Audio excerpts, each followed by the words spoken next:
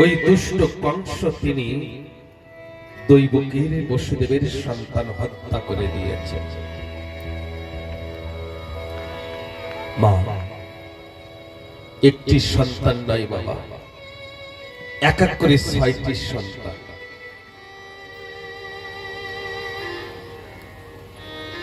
এমন সময় বৈকুণ্ঠ ধামে ঠাকুর তিনি যোগমায়াকে ডেকে বলছেন, হে যোগমায়া, দৈবকীর ৭মা গর্ভের সন্তান নিয়ে নন্দ রাজার বাড়িতে বসুদেবের বড় স্ত্রী আছে রোহিণী, ওই গর্ভে রেখে দাও।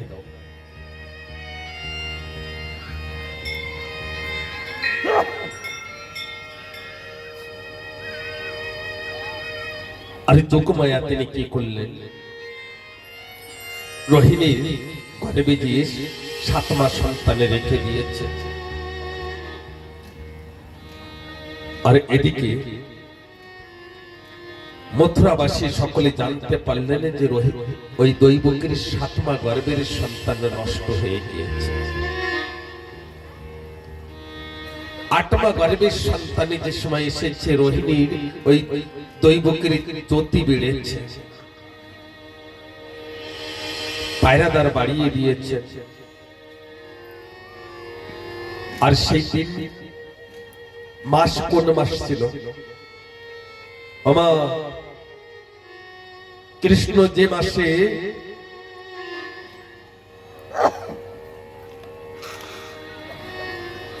জন্মগ্রহণ করেছেন সেই মাস কোন মাস ছিল? ভাদ্র মাস। কোন মাস? ভাদ্র মাস। রোহিণী নক্ষত্র ছিল,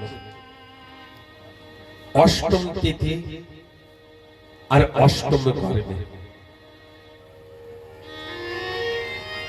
আর আমি যে সময় বলবো না জন্মগ্রহণ করেছেন, সকলে জয় জয়কার অনুরোধনী দিলেন। রাত 12টার পরে আকাশবাণী করছেন, হে বসুদেব,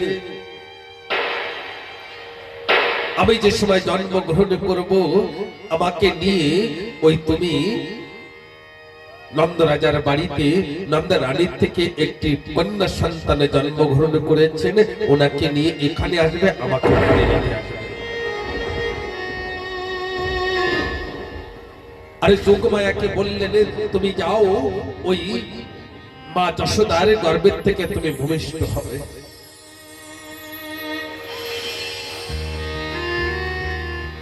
আর যোগমায়া ভূমিষ্ঠ হয়েছেন। আর এদিকে রাত 12টার পরে ভাদ্র মাস, রোহিণী নক্ষত্র, অষ্টম তিথি, অষ্টম গর্ভে। আর দিন কি ছিল? বুধবার। বুধবার রাত 12টার পরে ঠাকুর তিনি শঙ্খ গলদা পদ্ম আদি নিয়ে ভূমিষ্ঠ হলেন মাতৃগর্ভের থেকে। বলো রাধে রাধে, বলো রাধে রাধে, রাধে রাধে, বলো রাধে রাধে, রাধে রাধে। বসুদেব তিনি দুই হাতে জোড় করে দাঁড়িয়ে আছে। আরে এই যে অপূর্ব এই সুন্দর রূপকে দর্শন করছেন আর বলছেন, ঠাকুর, এই রূপ দিয়ে যদি আপনি থাকেন তাহলে এই কংস আপনাকে ছাড়বেন না, আপনি একজন সাধারণ মানবের ভাতি চলে আসেন। আর ঠাকুর তিনি কি করলেন? একজন সাধারণ বালকের ভাতি শঙ্খ গদ্দা পদ্ম আদি এসব গুলো ছেড়ে দিয়ে ওই সাধারণ বালকের ভাতি এসেছে। হাতের পায়ের বেড়ি খুলেছে, দরজা খুলেছে, আর সকলে পায়রা ধারে সকলে ঘুমিয়ে পড়েছে। এমন সময়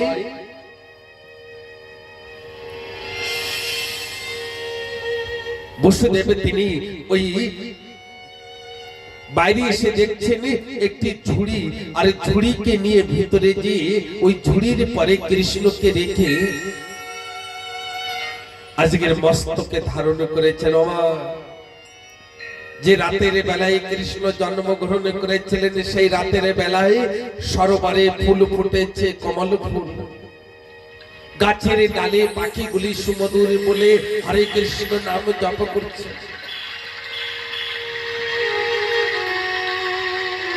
জোনাকি পোকাগুলি ছুটে যাচ্ছেন আর ওই ফুলের সুগন্ধে মৃদুলে বাতাস বয়ে যাচ্ছে। আকাশ মার্গ দিয়ে সমস্ত দেবতাগণ সকলে পুষ্প বৃষ্টি করছেন।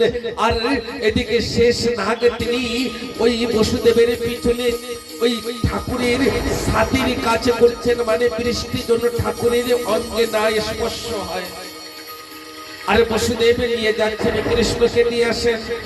বলো রাধে রাধে রাধে রাধে। আর এদিকে কৃষ্ণকে বসুদেব তিনি নিয়ে যাচ্ছেন। আর যে সময় নিয়ে যাচ্ছেন না মা, যমুনার তটে যে সময় গিয়েছেন সেই সময় দেখছেন যমুনার জল উথাল পাতাল শুরু করেছে। আসেন মথুরা থেকে কৃষ্ণ কেমন ভাবে যাচ্ছেন আমরা সকলে শ্রবণ করি। বলো রাধে রাধে। কংসের কারাগারে মা দৈব কিরুদারে জন্ম নিল ভগবান।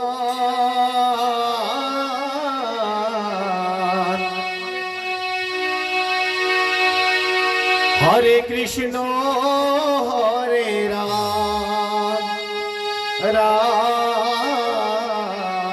নন্দরানী আর নন্দরাজ এই পাশে চলে আসবেন। হরে কৃষ্ণ হরে রাম। কংসের কারাগারে